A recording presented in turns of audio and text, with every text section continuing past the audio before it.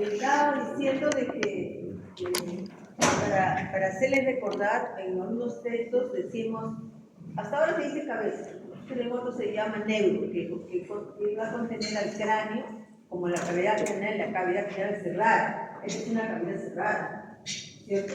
Y esa cavidad contiene a nuestro sistema nervioso central principalmente. En cambio, en la cara tenemos orificios. Tenemos el orificio orbital que está alojando cosas en el globo ocular. Tenemos el orificio nasal que aloja parte de los órganos respiratorios. Y tenemos la cavidad oral que es motivo de nuestra profesión, que aloja por el sistema pulmonar. Esa es la diferencia, y por eso también cuando ellos hacen su consolidación ósea es diferente cada hueso. Eso lo van a explicar cómo es el hemocráneo, cómo es. ¿Está bien? Ahora, ¿qué características vamos a darle a este macizo cráneo total? ¿Cuáles son las características más importantes? Por ejemplo, acá, protege el encéfalo. ¿Quién? El neurocráneo. ¿Quién aloja las vísceras? La zona del viscerocráneo, aloja los sentidos, como son los ojos, parte del oído, y además la zona facial sirve de punto de inserción de numerosas partes blandas que nos interesa, que va a ser la siguiente clase, que son las superficies, que son los músculos superficiales o músculos mínimos, que son los que nos van a dar la expresión a la cara, nos van a dar la expresión que es una parte importante de la expresión de la cara. ¿Por qué es algo importante? Porque desde que entra el paciente, desde que entra la persona, no vemos qué cara está cayendo. De asombro, de tristeza, de alegría, de pena, de temor, de miedo, etcétera, etcétera. Eso nos da bien los músculos que se están insertando en los tejidos, en estos huesos que son los huesos de la cara. Y algunos también llegan pues, a la zona del neurocráneo. ¿Está claro? Esa es la aplicación clínica que tienen que tener ahora ahí. Saber que esos huesos, aparte de alojar al sistema dentario, sirven de punto de inserción a los elementos blandos que son músculos superficiales, que son los que nos van a dar la expresión facial, para cuando nosotros conversamos, se ríe, se sonríe, está temeroso, etcétera, etcétera. Eso nos da los músculos faciales o músculos superficiales de la cara, que en otros textos se llama músculo mínimo. ¿Está claro? Esa es la aplicación que se da a esto. Y la aplicación que damos al neurocráneo es que aloja principalmente ese elemento noble, importantísimo, como es el encéfalo, y que el encéfalo, siempre les digo, conformado por estos huesos que vamos a nombrar ahora, que tiene la particularidad siempre de ser un elemento como el vidrio. El vidrio es duro, pero es frágil. Un vidrio es duro, yo lo suelto y se rompe. Igual es este.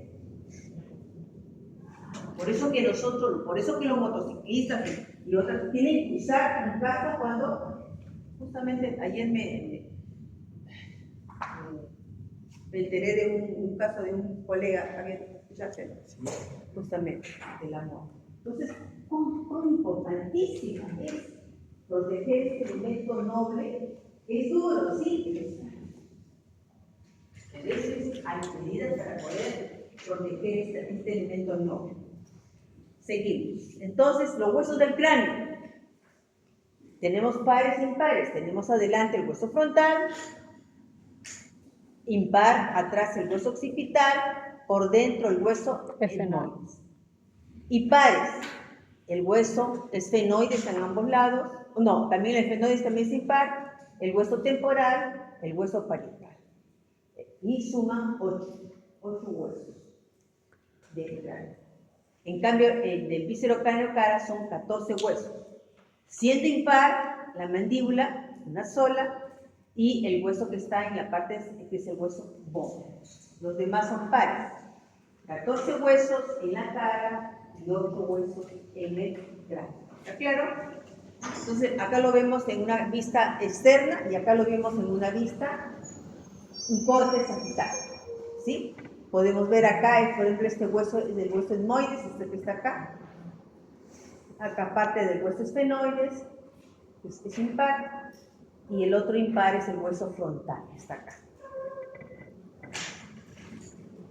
Seguimos. Entonces, vamos a mencionar algunas características del hueso, de cada hueso, pero muy rápido para poder avanzar cuando está articulado. Ya en la práctica van a ver más detalles. Por ejemplo, el hueso frontal, que es la parte que está en parte del hueso frontal, pertenece a la cara, y parte del hueso frontal pertenece a la zona de la cabeza.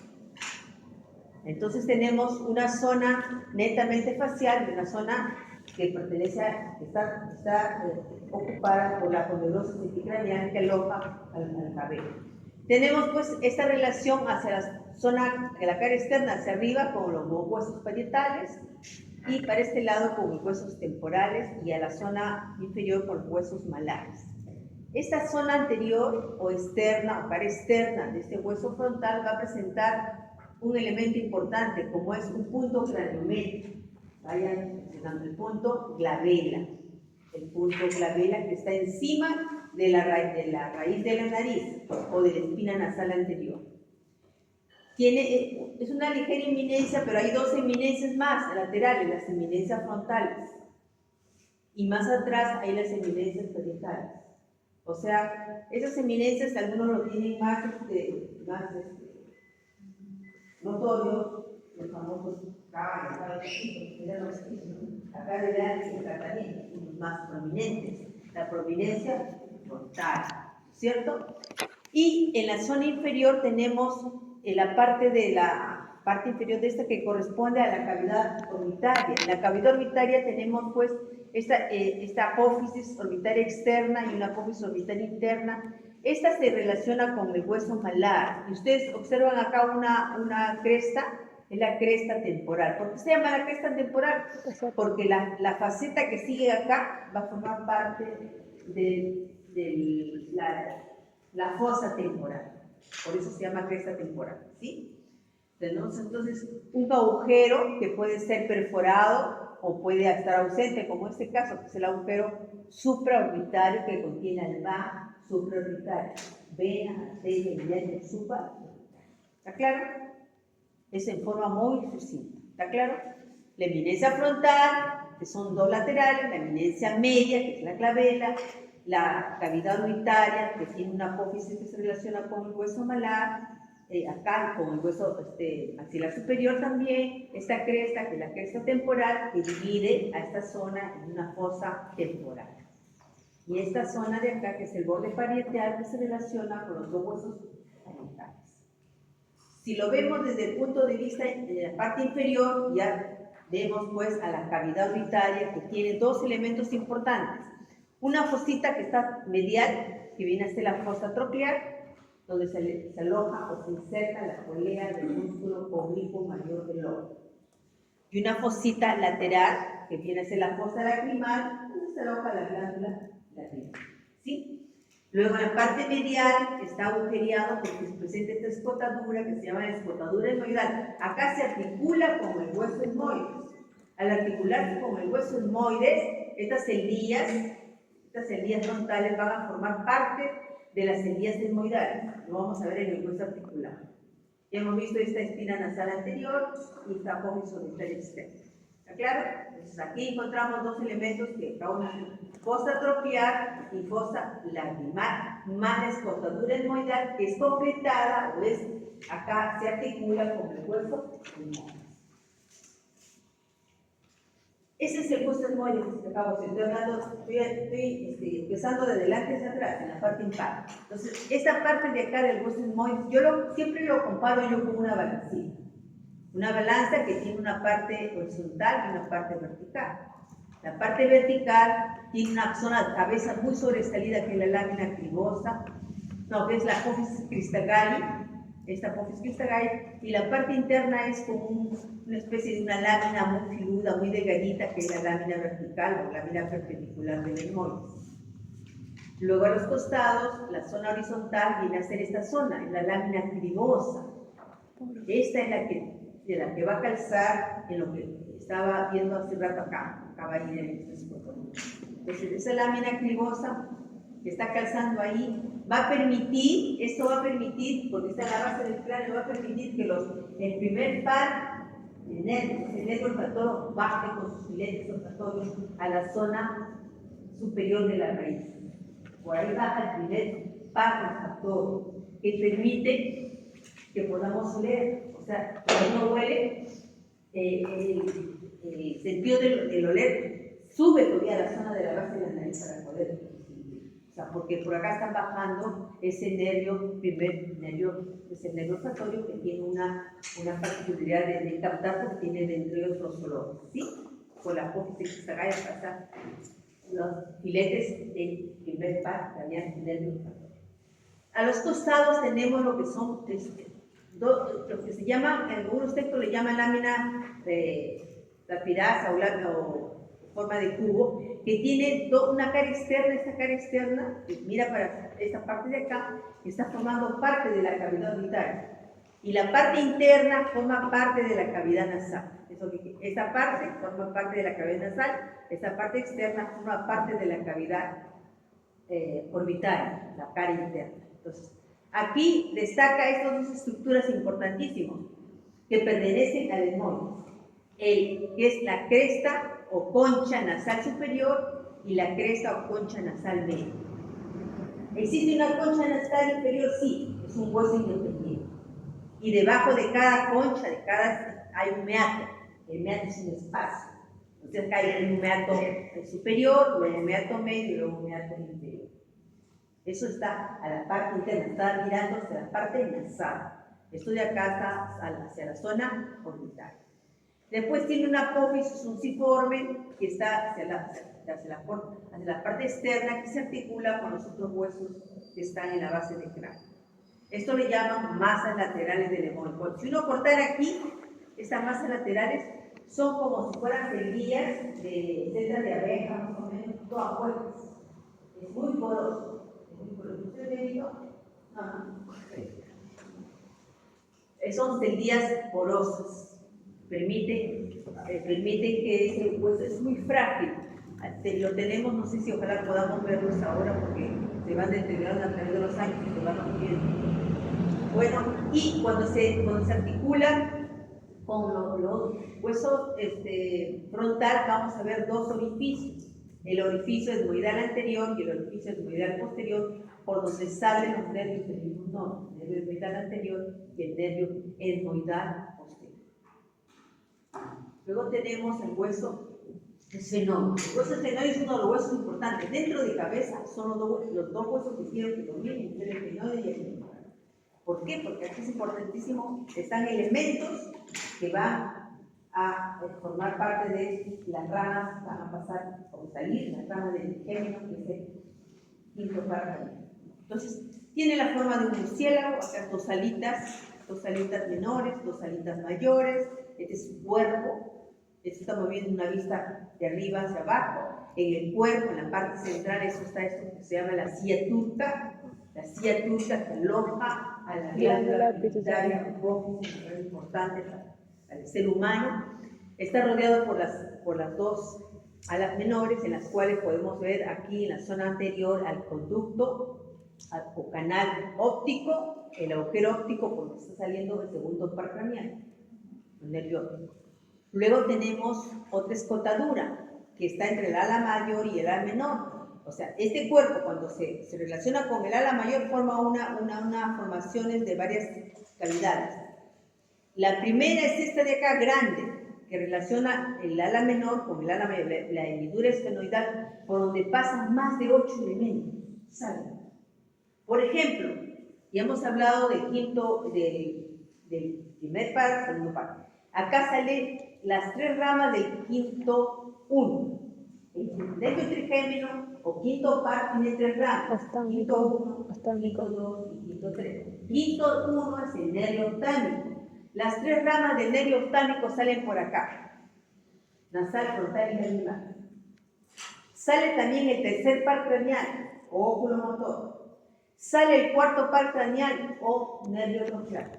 Sale el sexto par craneal o nervio motor ocular, óculo motor. Sí, y el tercero, cuarto y sexto. Y salen también las venas ostánicas por acá. Y también algunos textos dicen que salen las ramas, algunas ramas accesorias de la vena, de la arteria venítea. Entonces, la cantidad de elementos que salen por esta hendidura esfenoidal. ¿Ya? Luego sigue otro elemento importante para nosotros, que es el agujero redondo mayor. Por acá sale el quinto 2. ¿Ve? Por acá sale el quinto 1, por acá sale el quinto 2. Nervio maxilar superior. Y luego sigue el agujero oval, por donde sale aquí el quinto 3, o nervio mandibular. Sale generalmente de la cabeza, como son agujeros, sale, pero por el agujero oval ingresa una arteria, la arteria meningia menor.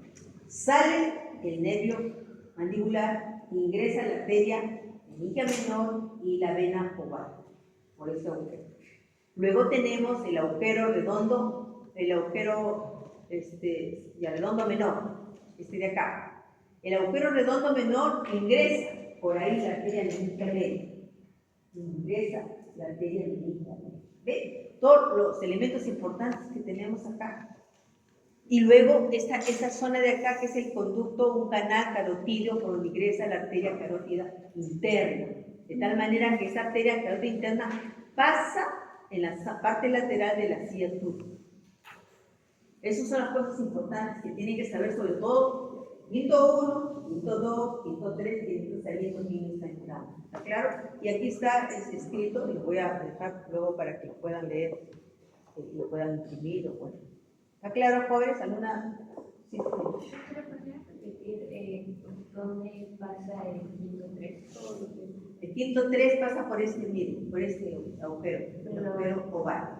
¿Y el primero de la El quinto 1 por la hendidura esfenoidal, el quinto 2 por el agujero redondo mayor, el quinto 3 por el agujero oval. ¿Ya? Hendidura esfenoidal. Hendidura esfenoidal, entre este ala menor y el ala mayor.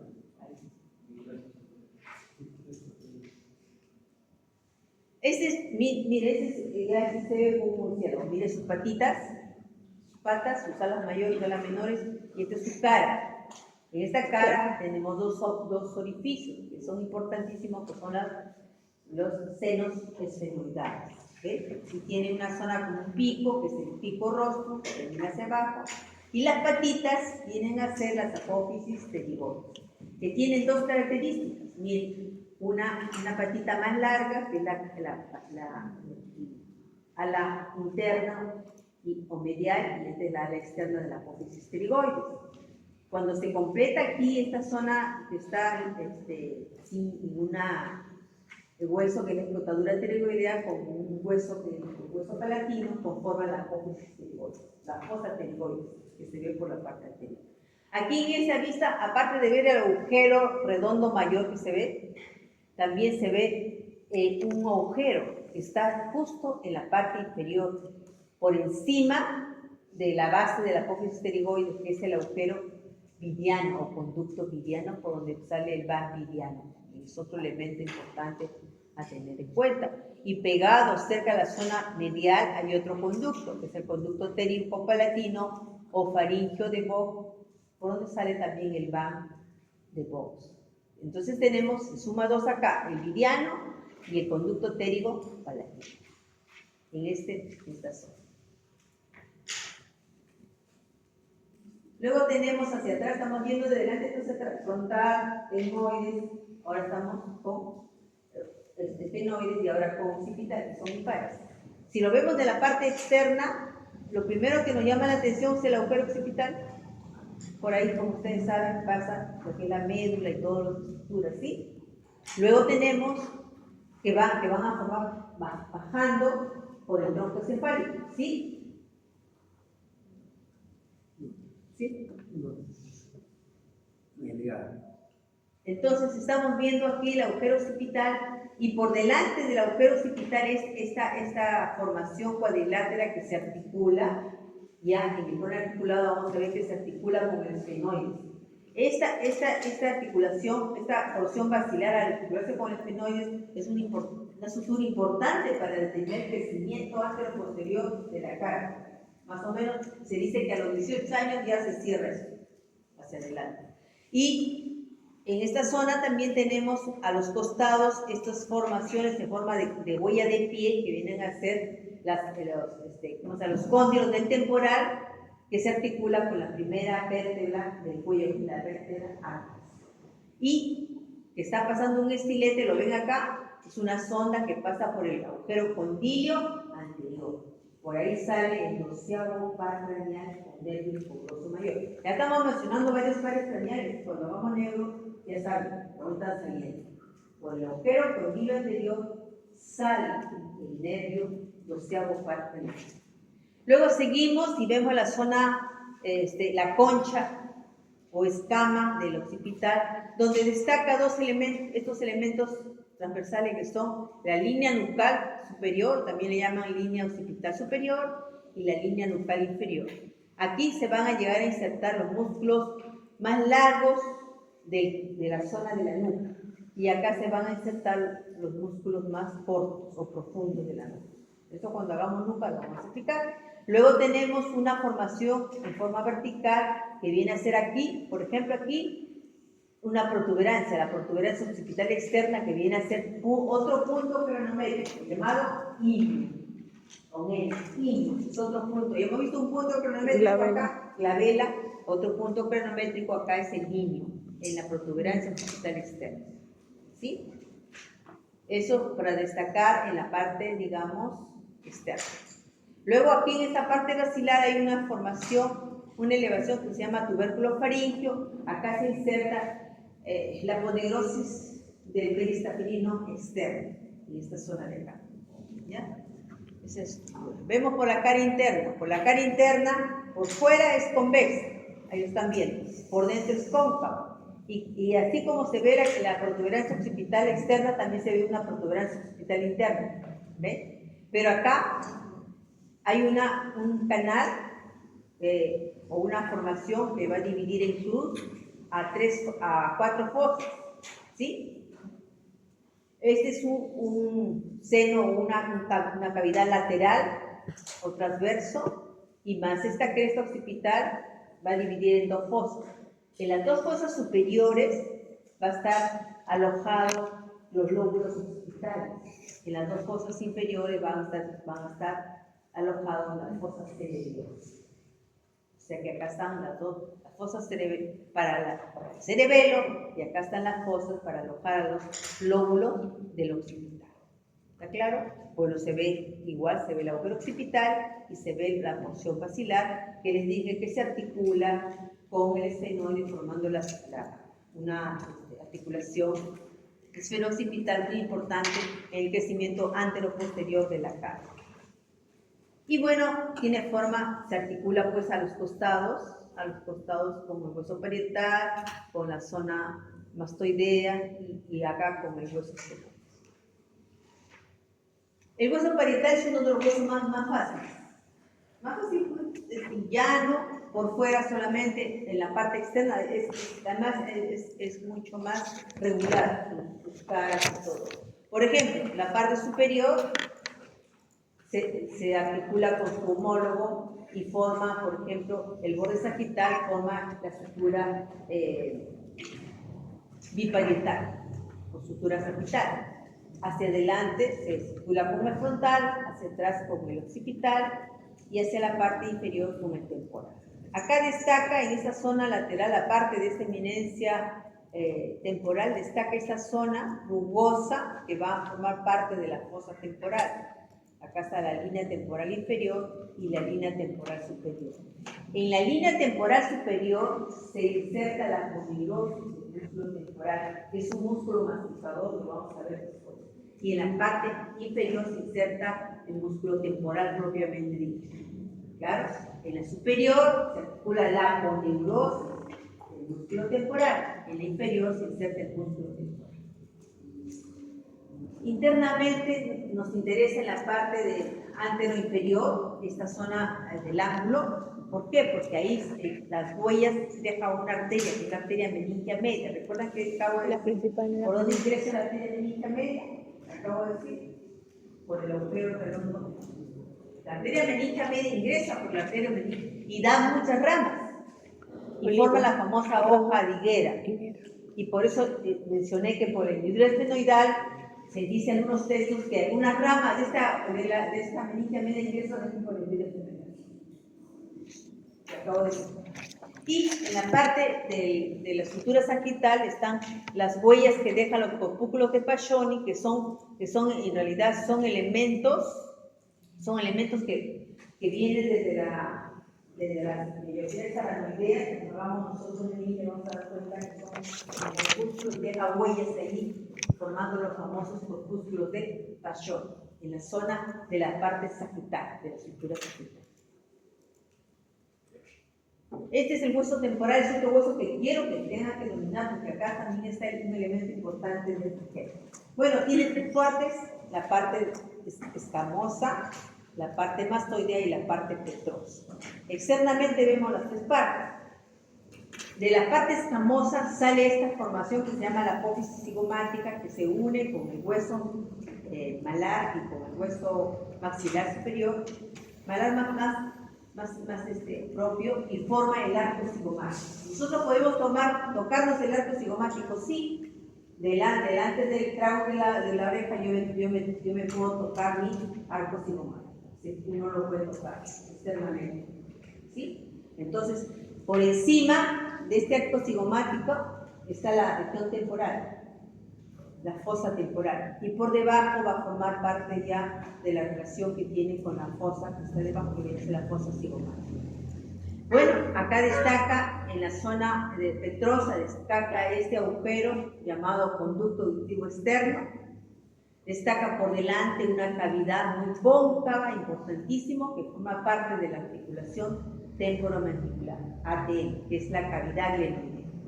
Esta cavidad glenoidea la vamos a ver en la práctica, es importante, tiene una parte articular y una parte no articular dividida por la cisura de Glaser. Por delante de la cisura de Glaser es articular y por detrás es no articular.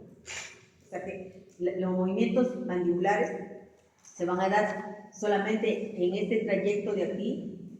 Esto de acá se llama cóndilo del temporal, o sea, se van a desplazar desde acá hasta acá. Cuando se desplazan para atrás, ya están haciendo una mala maniobra y pueden perforar esta cavidad que viene a ser la pared anterior del conducto auditivo externo. Acá tenemos otro elemento importante que es la apófisis estiloides. También destaca como una apófisis, una prominencia muy notoria en los cráneos y en los huesos, que sirve, aquí se va a insertar los músculos llamados los músculos del ramillete alveolar.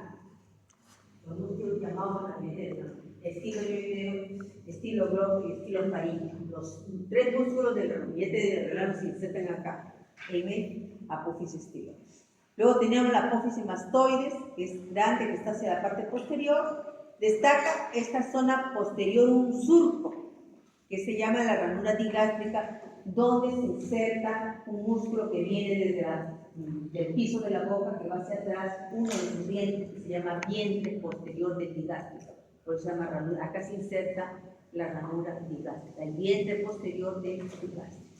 Y un foramen mastoideo que algunos autores mencionan que pasan una vena y una arteria mastoidea, otros no, porque está obliteral y no sale nada, no pasa nada. ¿Ya? Por dentro de este hueso es importante esta parte de aquí, la porción petrosa. Esta es la parte que está en la parte superior, pero esta es la parte antero superior y esta es la parte postero superior. Aquí sí el agujero auditivo interno. Hemos visto por fuera el agujero auditivo externo, por dentro el agujero auditivo interno, por donde sale el séptimo par con su intermediario y el octavo. Séptimo, ya estamos completando los nervios de los pares inferiores, estamos mencionando varios, ¿sí? Y adelante aquí me interesa esta zona de acá, que no se nota mucho, pero en la práctica vamos a ver que se llama la fosa de Gasser, o la fosa también se llama trigeminal. Esa fosa de Gasser aloja el ganglio del trigémino. A partir de ahí salen sus tres ramas, quinto 1, quinto 2, el ganglio trigeminal.